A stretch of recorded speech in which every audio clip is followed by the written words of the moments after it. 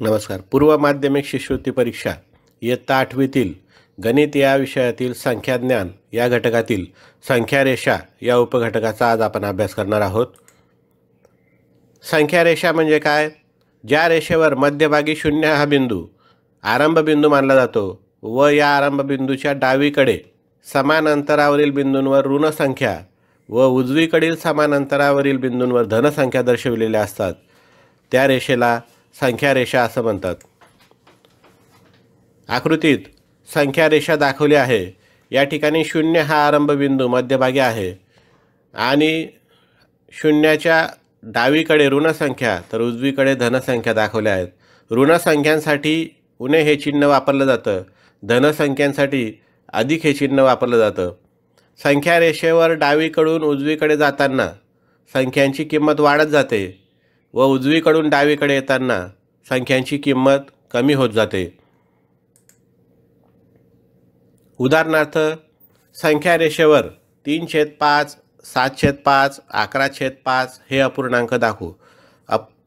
अपूर्णांक संख्यारेषेवर दाखवताना आपण संख्यारेषेवरील एकक भागाचं छेदा इतके समान भाग करून अंशा इतके भाग शून्यापासून मोजून तो अपूर्णांक दाखवू शकतो. या उदाहरणात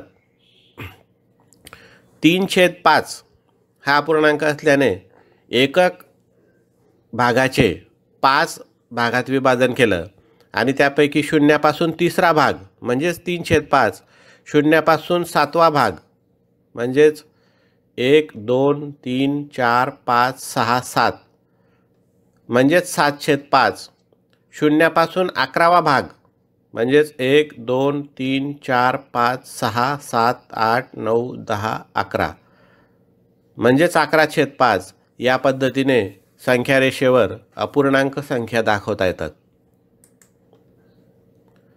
संख्यारेषेची काही वैशिष्ट्ये. संख्यारेषेवर 0 हा बिंदू ओ हा बिंदू 0 निर्देशक दाखवतो, त्यालाच आरंभ बिंदू असं म्हणतात. संख्यारेषेवर शून्याच्या डावीकडे असलेल्या बिंदूचे निर्देशक ऋण संख्या तर उजवीकडे असणाऱ्या बिंदूंचे निर्देशक धनसंख्या दर्शविते. संख्यारेषेवरील बिंदूशी निगडीत असलेल्या संख्येला त्या बिंदूचा निर्देशक असं म्हणतात. परिमेय संख्यांमधील क्रमसंबंध. संख्यारेषेवरील कोणत्याही दोन संख्यांपैकी डावीकडील संख्या लहान व उजवीकडील संख्या मोठी असते. म्हणून परिमेय संख्यांमधील लहान मोठेपणा दाखवताना संख्यारेषेवरचा विचार केल्यास डावीकडील संख्या ही लहान मानली जाते तर उजवीकडील संख्या ही मोठी असते.